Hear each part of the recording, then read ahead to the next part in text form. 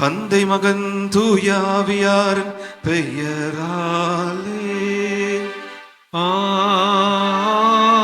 ஆமென். நம் ஆண்டவராகிய இயேசு கிறிஸ்துவின் அருளும் கடவுளின் அன்பும் தூயாவியாரின் நட்புறவும் உங்கள் அனைவரோடும் இருப்பதாக.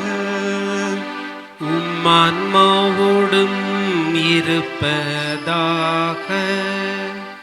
சகோதர சகோதரிகளே, தூய மறை நிகழ்வுகளை கொண்டாட நாம் தகுதி பெறும் பொருட்டு நம் பாவங்களை ஏற்றுக்கொள்வோம்.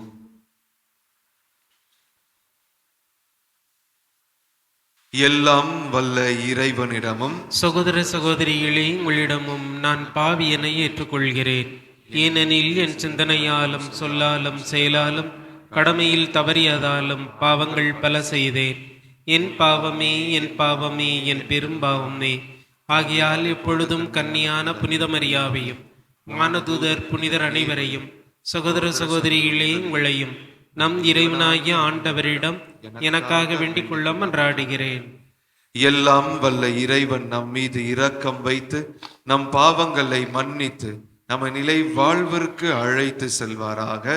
ஆமீன்.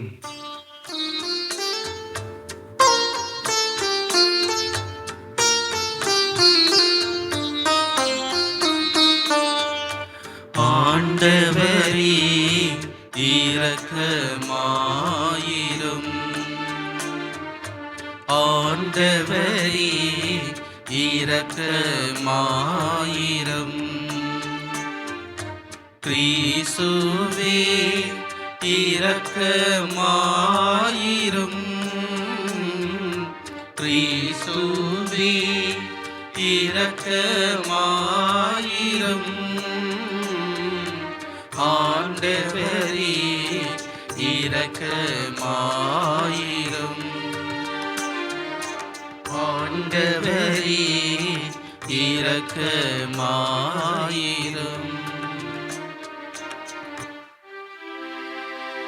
மன்றாடுவோமாக.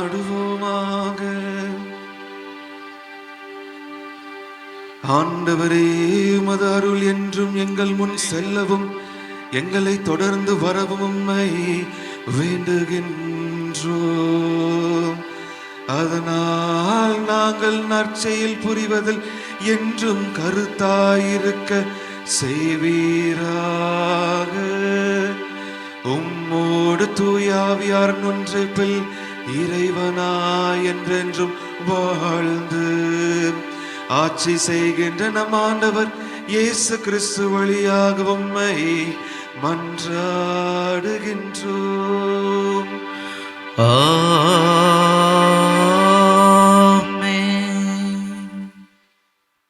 முதல் வாசகம். திருத்தூதர் பவுல் ரோமையருக்கு எழுதிய திருமுகத்திலிருந்து வாசகம்.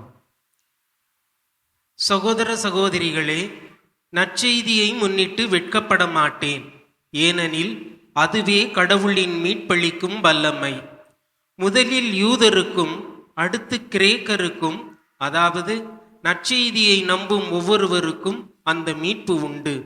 ஏனெனில் நேர்மையுடையோர் தம் நம்பிக்கையால் வாழ்வு அடைவர் என மறைநூலில் எழுதியுள்ளது அல்லவா?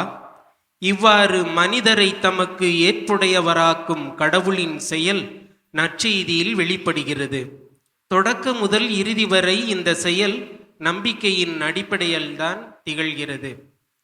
இறைப்பற்று இல்லா மனிதர்களின் எல்லா வகையான நெறிகேடுகளின் மீதும் கடவுளின் சினம் விண்ணி நின்று வெளிப்படுகிறது. ஏனெனில் இவர்கள் தங்கள் நெறிகேட்டினால் உண்மையை ஒடுக்கி விடுகின்றார்கள். கடவுளை பற்றி அறியக்கூடியதெல்லாம் அவர்களுக்கு தெளிவாக விளங்கிற்று. அதை கடவுளே அவர்களுக்கு தெளிவுறுத்தி இருக்கின்றார். ஏனெனில் கண்ணுக்கு புலப்படா அவருடைய பண்புகள், அதாவது என்றும் நிலைக்கும் அவரது வல்லமையும் கடவுள் தன்மையும் உலக படைப்பு முதல் அவருடைய செயல்களில் மனக்கண்களுக்கு தெளிவாய் தெரிகின்றன. ஆகவே அவர்கள் சாக்கு போக்கு சொல்வதற்கு வழியே இல்லை. ஏனெனில் அவர்கள் கடவுளை அறிந்திருந்தும் கடவுளுக்குரிய மாட்சியை அவருக்கு அளிக்கவில்லை, நன்றி செலுத்தவும் இல்லை. அதற்கு மாறாக அவர்கள் எண்ணங்கள் பயனற்றவை ஆயின. உணர்வற்ற அவர்களது உள்ளம் இருண்டு போயிற்று. தாங்கள் ஞானிகள் என்று சொல்லிக் கொள்ளும் அவர்கள் மடையர்களே. அழிவில்லா கடவுளை வழிபடுவதற்கு பதிலாக அழிந்து போகும் மனிதரைப் போலவும் பரப்பன, நடப்பன, ஊர்வன ஆகியவற்றை போலவும் உள்ள உருவங்களை வழிபட்டனர். ஆகவே அவர்களுடைய உள்ளத்தின் இச்சைகளுக்கு ஏற்ப ஒருவரோடு ஒருவர் தங்கள் உடல்களை இழிவுபடுத்துகின்ற ஒழுக்கக்கேடான செயல்களை செய்யும்படி கடவுள் அவர்களை விட்டுவிட்டார். அவர்கள் கடவுளை பற்றிய உண்மைக்கு பதிலாக பொய்மையை ஏற்றுக்கொண்டார்கள். படைக்கப்பட்டவற்றை வழிபட்டு அவற்றுக்கு பணி செய்தார்கள். படைத்தவரை மறந்தார்கள். அவரே என்றென்றும் போற்றுதற்குரியவர். ஆமேன். ஆண்டவரின் அருள்வாக்கு. இறைவனுக்கு நன்றி. வானங்கள் இறைவனின் மாட்சிமையை வெளிப்படுத்துகின்றன. வானங்கள் இறைவனின் மாட்சிமையை வெளிப்படுத்துகின்றன. வானங்கள் இறைவனின் மாட்சிமையை வெளிப்படுத்துகின்றன. வான்வெளி அவர்தம் கைகளின் வேலைப்பாட்டை விவரிக்கின்றது. ஒவ்வொரு பகலும் அடுத்த பகலுக்கு அச்செய்தியை அறிவிக்கின்றது. ஒவ்வொரு இரவும் அடுத்த இரவுக்கு அதை பற்றிய அறிவை வழங்குகின்றது. அவற்றுக்கு சொல்லும் இல்லை, பேச்சும் இல்லை. அவற்றின் குரல் செவியில் படுவதும் இல்லை. ஆயினும் அவற்றின் அறிக்கை உலகெங்கும் சென்றடைகின்றது. வானங்கள் இறைவனின் மாட்சிமையை வெளிப்படுத்துகின்றன. வானங்கள் இறைவனின் மாட்சியை வெளிப்படுத்துகின்றன. அல்லேலூயா, அல்லேலூயா, அல்லேலூயா, அல்லேலூயா, அல்லேலூயா, அல்லேலூயா, அல்லேலூயா, அல்லேலூயா. கடவுளுடைய வார்த்தை உயிருள்ளது, ஆற்றல் வாழ்ந்தது.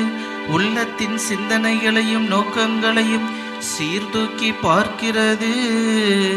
அல்லேலூயா, அல்லேலூயா, அல்லேலூயா, அல்லேலூயா, அல்லேலூயா.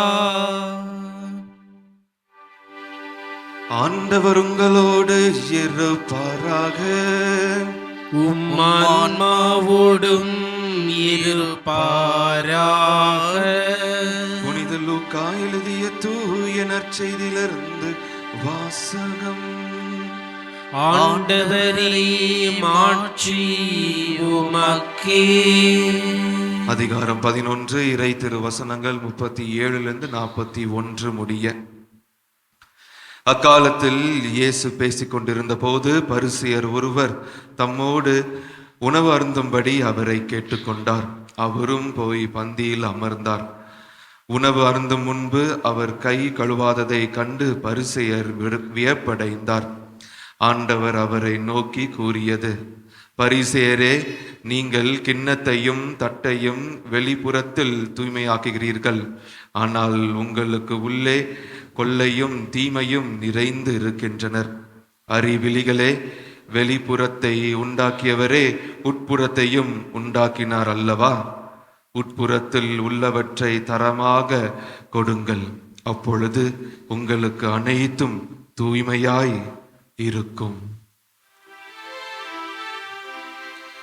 ஆண்டவரின் அருள் வாக்கு. கிறிஸ்துவே உமக்கு புகழ். உட்புறத்தில் உள்ளவற்றை தரமாக கொடுங்கள். அன்பார்ந்த சகோதர சகோதரிகளே, நம் ஆண்டவர் இயேசு கிறிஸ்து உட்புறத்தில் இருக்கும் அனைத்தையும் அவரிடம் ஒப்பு கொடுக்க அழைக்கின்றார். அதாவது நம்முடைய இதயம், நம்முடைய எண்ணங்கள், நம்முடைய சிந்தனைகள், நம் முழு வாழ்வையே அவருக்கு ஒப்பு கொடுக்கும்படி அவர் நம்மளை அழைத்து இருக்கின்றார். அவ்வாறாக நாம் ஒப்பு கொடுக்கும் பொழுது, தரமாக ஒப்பு கொடுக்கும் பொழுது ஆண்டவர் கூறுகின்றார், முழுமையாக நாம் தூய்மையை அடைகின்றோம். நாம் தூய்மை அடையும் பொழுது தூயத்தின் உச்சமாக இருக்கிற நம் ஆண்டவர் இயேசு கிறிஸ்து தருகின்ற அனைத்து ஆசீர்வாதங்களையும் நம்மளால் நிறைவாக பெற முடியும். ஆகவே உட்புறத்தில் இருப்பது அனைத்தையும் தரமாக கொடுப்பதற்கு, நம் அனைவரும் தூய்மை ஆவதற்கு நாம் 2 முக்கிய செயல்களை செய்ய வேண்டும். முதல் செயல் என்னவாக இருக்குது என்றால், முதல் வாசகத்தில் கூறியிருப்பது போல நாம் அனைவரும் நற்செய்தியை நம்ப வேண்டும். நேர்மையாளர்களாக மாறிவிட்டு நற்செய்தியை நம்பும் பொழுது நாம் அனைவரும் மீட்பு பெறுகின்றோம், அதன் வழியாக வாழ்வு பெறுகின்றோம் என்று ஆண்டவர் தெளிவாக கூறுகின்றார். ஆகவே நேர்மையாளர்களாக எவ்வாறாக மாற முடியும் என்றால், நாம் அனைவரும் பலவீன மக்களாக இருக்கின்றோம். ஆகவே ஆண்டவர் விட்டு அகன்று செல்கின்றோம். ஆனால் ஆண்டவர் நமக்கு ஒப்புரவு அருட்சாதனம் என்று ஒரு அருட்சாதனத்தை கொடுத்திருக்கின்றார். நாம் பாவத்தை அறிக்கையிட்டு பாவ மன்னிப்பை பெறும் பொழுது நாம் ஒவ்வொருத்தவரும் நேர்மையாளர்களாக மாறிவிடுகின்றோம். அவராக மாறிவிட்டு நம் நற்செய்தியை நம்பும் பொழுது ஆண்டவர் கூறுகின்றார், என்னுடைய வார்த்தை உயிருள்ள வார்த்தைகளாக இருக்கின்றது, என்னுடைய வார்த்தை ஆற்றல் வாய்ந்ததாக இருக்கின்றது. ஆகவே நானே உங்களிடம் வந்து என்னை பற்றி உங்களுக்கு வெளிப்படுத்துவேன், என்னை பற்றி உங்களுக்கு தெளிவாக எடுத்து கூறுவேன் என்று ஆண்டவர் கூறுகின்றார். அதுதான் தினமும் திருப்பலியில் நாம் பெறுகின்றோம். அதாவது ஆண்டவருடைய உடலையும் இரத்தத்தையும் நாம் எப்பொழுதெல்லாம் பெற்றுக்கொள்கின்றோமோ அப்பொழுதெல்லாம் ஆண்டவரே வந்து நமக்காக அவரை படுத்தி எடுத்து கூறுகின்றார். அவரே நமக்கு அனைவருக்கும் வெளிப்படுத்தி கூறுகின்றார் தெளிவாக. ஆகவே அவ்வாறாக நடக்கும் பொழுது வாழும் கடவுளுக்கே எப்பொழுதுமே நாம் அனைவரும் பணி செய்வோம். முதல் செயல்.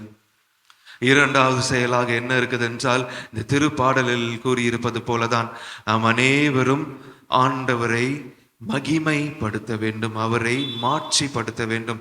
திருப்பாடலில் ஆண்டவர் கூறியிருக்கின்றார், வானங்கள் வான்வெளிகள் அவரை மாட்சிப்படுத்துகின்றது. அழகாக ஆண்டவர் திருப்பாடலில் கூறியிருக்கின்றார். 19:3-4 நாம் பார்த்தோம் என்றால், அதாவது வானங்களுக்கும் வான்வெளிகளுக்கும் அவற்றுக்கு சொல்லும் இல்லை, பேச்சும் இல்லை, அவற்றின் குரல் செவியில் படுவதும் இல்லை. ஆயினும் அவற்றின் அறிக்கை உலகெங்கும் சென்று அடைகின்றது, அவை கூறும் செய்தி உலகின் கடை எல்லை வரை எட்டுகின்றது என்று ஆண்டவர் கூறுகின்றார். அந்த வானங்களை படைத்த அதே ஆண்டவர் தான் நம் அனைவரையும் படைத்திருக்கிறார். நமக்கு இன்னொரு ஆசீர்வாதமும் அவர் கொடுத்திருக்கின்றார். அவருடைய இயல்பிலையும் அவருடைய சாயலையும் நம்மை படைத்திருக்கின்றார். நம்மளுக்கு பேச்சும் இருக்கிறது, சொல்லும் இருக்கிறது, செயலும் இருக்கிறது. ஆகவே நாம் அனைவரும் அவருடைய மாட்சியை எடுத்து கூற வேண்டும். அவருக்கு எப்பொழுதும் ஒரு சாட்சியாக நாம் அனைவரும் வாழ வேண்டும். இரண்டாவது செயல். ஆகவே அன்பார்ந்த சகோதர சகோதரிகளே, இந்த 2 செயல்களை நாம் செய்யும் பொழுது உறுதியாக நம் உள் இருக்கிறது அனைத்தையும் தரமாக அவருக்கு ஒப்பு கொடுப்போம். அதன் வழியாக நாம் அனைவரும் தூய்மை அடைந்து ஆண்டவரோடு இணைந்திருப்போம். இந்த அருளுக்காக அன்னை மரியாவுடைய பரிந்துரையை நாடி இந்த தெய்வீக திருப்பலியில் தொடர்ந்து மன்றாடுவோம்.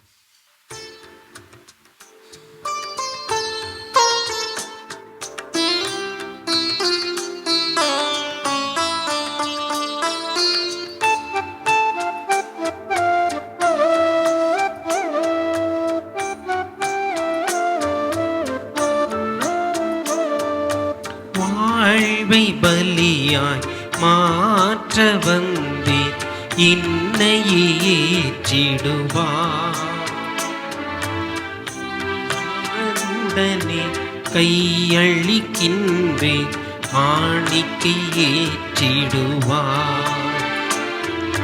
வாழ்வை பலியாய் மாற்ற வந்தேன், என்னையே ஏற்றிடுவார். முழு மனதுடனே கையளிக்கின்றேன், காணிக்கை ஏற்றிடுவார்.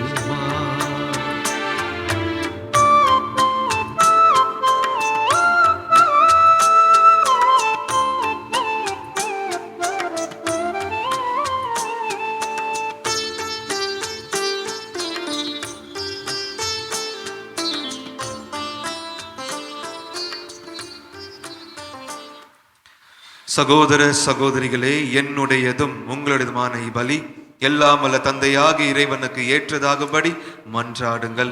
ஆண்டவர் தமது பெயரின் புகழ்ச்சிக்காகவும் ஆட்சிக்காகவும் நமது நன்மைக்காகவும் புனித திருவை அனைத்து நலனுக்காகவும் உமது கையில் இருந்து இப்பலியை ஏற்றுக்கொள்வாராக.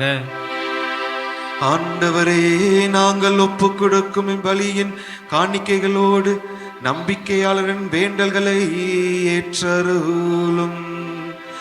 இவ்வாறு இறை பற்றோடு நாங்கள் ஆற்றும் இப்பணியால் விண்ணக மாட்சிக்கு கடந்து செல்வோமாக. எங்கள் ஆண்டவராக இயேசு கிறிஸ்து வழியாக உம்மை மன்றாடுகின்றோம்.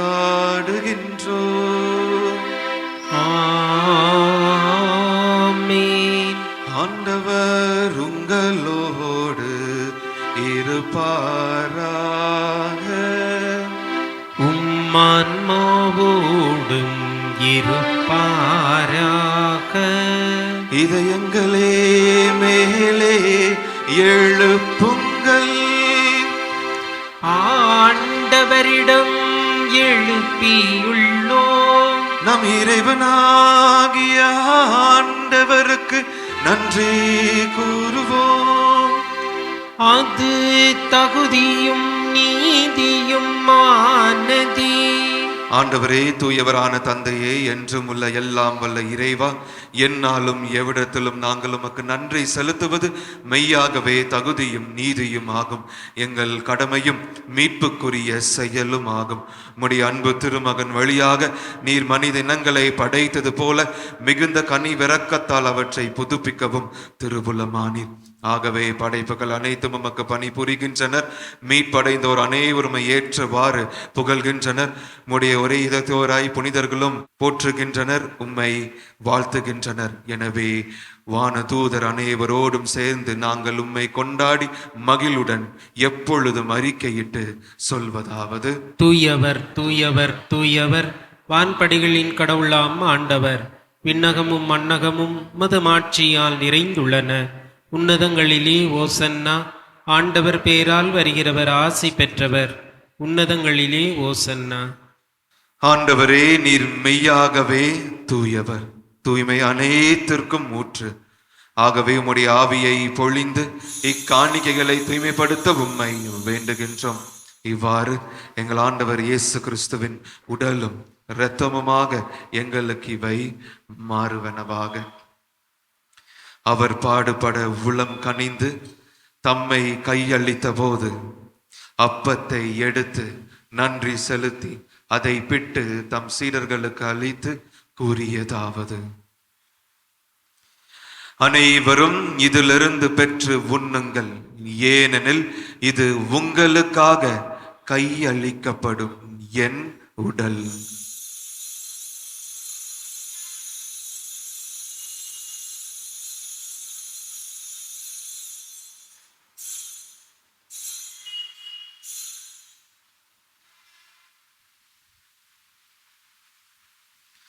அவ்வனமே இரவு விருந்தை அருந்திய பின் கிண்ணத்தையும் எடுத்து மீண்டும் உமக்கு நன்றி கூறி தம் சீடர்களுக்கு அளித்து அவர் கூறியதாவது: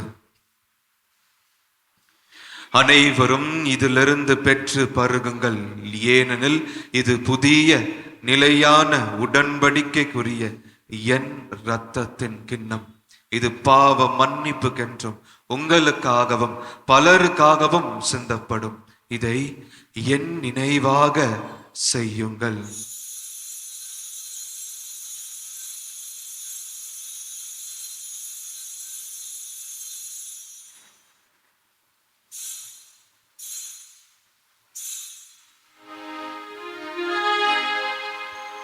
நம்பிக்கையின் மறை பொருள். ஆண்டவரே, நீர் வருமளவும் உமது இறப்பினை அறிக்கையிடுகின்றோம், உமது உயிர்ப்பினையும் எடுத்துரைக்கின்றோம். ஆகவே ஆண்டவரே, நாங்கள் கிறிஸ்துவின் இறப்பினையும் உயிர்ப்பினையும் நினைவு கூர்ந்து வாழ்வு தரும் அப்பத்தையும் மீட்பளிக்கும் கிண்ணத்தையும் உமக்கு ஒப்பு கொடுக்கின்றோம். உம் திருமுன் நின்று ஊழியம் புரிய தகுந்தவர்கள் என எங்களை ஏற்றுக்கொண்டேன். எனவே உமக்கு நன்றி செலுத்துகின்றோம். மேலும் கிறிஸ்துவின் உடலிலும் இரத்தத்திலும் பங்கு கொள்ளும் எங்களை தூய ஆவியானவர் ஒன்று சேர்க்க வேண்டும் என உம்மை தாழ்மையுடன் மன்றாடுகின்றோம். ஆண்டவரே, உலகெங்கும் பரவி இருக்கும் உமது திரு அவையை நினைவு கூர்ந்தருளும். எங்கள் திருத்தந்தை லியோ, எங்கள் ஆயர் ஜார்ஜ், எல்லா திருநிலையினர் ஆகியவர் அனைவருடனும் உமது திரு அவை அன்பில் நிறைவு பெற செய்தருளும். மேலும் உயிர்த்தெழும் எதிர்நோக்குடன் துயில் கொள்ளும் எங்கள் சகோதர சகோதரிகளையும் இறந்தோர் அனைவரையும் இரக்கத்துடன் நினைவு கூர்ந்து முது திருமுக ஒளியினுள் ஏற்றருளும். எங்கள் அனைவர் மீதும் இரக்கமாயிரம். கடவுளின் கன்னி தாயான புனித ஆரோக்கிய மாதா, அவரோட கணவரான புனித யோசேப்பு, புனித திரு தூதர்கள், இவ்வுலகில் உமக்கு உகந்தவராய் இருந்தோர் ஆகியவர் புனிதர் அனைவருடனும் நாங்கள் நிலை வாழ்வில் பங்கு கொள்ளும் தகுதி பெற்று உம் திருமகன் இயேசு கிறிஸ்து வழியாக உம்மை புகழ்ந்தேத்தும் வரமருள உம்மை மன்றாடுகின்றோம்.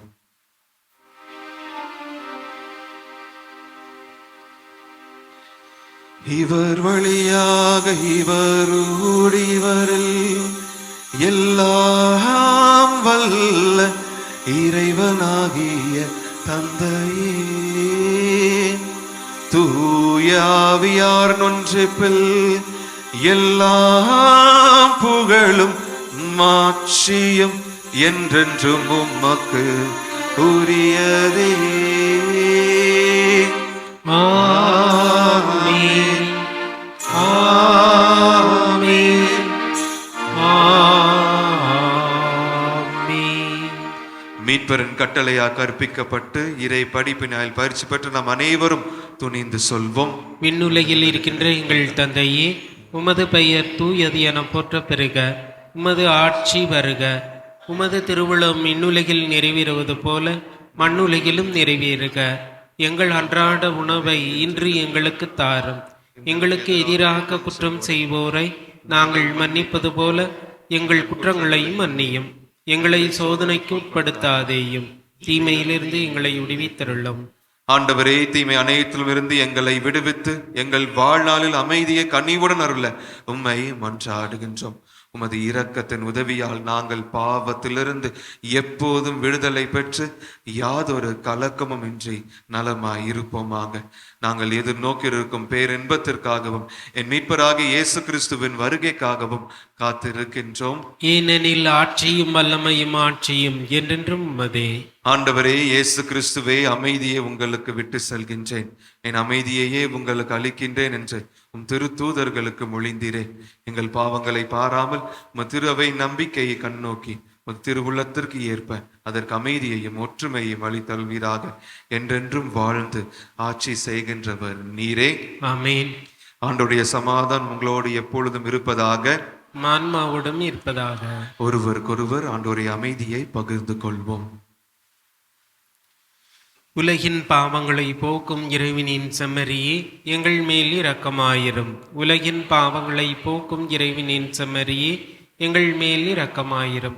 உலகின் பாவங்களை போக்கும் இறைவனின் செம்மறியே, எங்களுக்கு அமைதியை அளித்தருளும். இதோ இறைவனின் செம்மறி, இதோ உலகின் பாவங்களை போக்குபவர், இதோ நம்முடைய அன்றாட உணவு. செம்மறியின் விருந்திற்கு அழைக்க பெற்றோர் பேறு பெற்றோர். ஆண்டவரே, நீர் நிலத்தில் எழுந்திருள்ள நான் தகுதியற்றவன், ஆனால் ஒரு வார்த்தை மட்டும் சொல்லியருளும், எனது ஆன்மா நலமடையும். மன்றாடுவோமாக. ஆண்டவரே, மாண்புக்குரிய உம்மை பணிவுடன் வேண்டுகின்றோம். அதனால் புனிதமிக்க உடலாலும் இரத்தத்தாலும் எங்களுக்கு உணவு அளிப்பது போல எங்களை அவரது இறை இயல்பில் பங்கு பெற செய்வீராக. எங்கள் ஆண்டவராக இயேசு கிறிஸ்து வழியாக உம்மை மன்றாடுகின்றோம். ஆமென். ஆண்டவர் உங்களோடு இருப்பாராக. உம்மான்மாவோடும் இருப்பாராக. எல்லாம் வல்ல இறைவன் தந்தை மகன் தூயாவியார் உங்களுக்கு ஆசி வழங்குவாராக. ஆமென். ஆண்டவர் இயேசு கிறிஸ்துவோடு இணைந்து வாழ சென்று வாருங்கள். திருப்பலி நிறைவேறிற்று. இறைவனுக்கு நன்றி.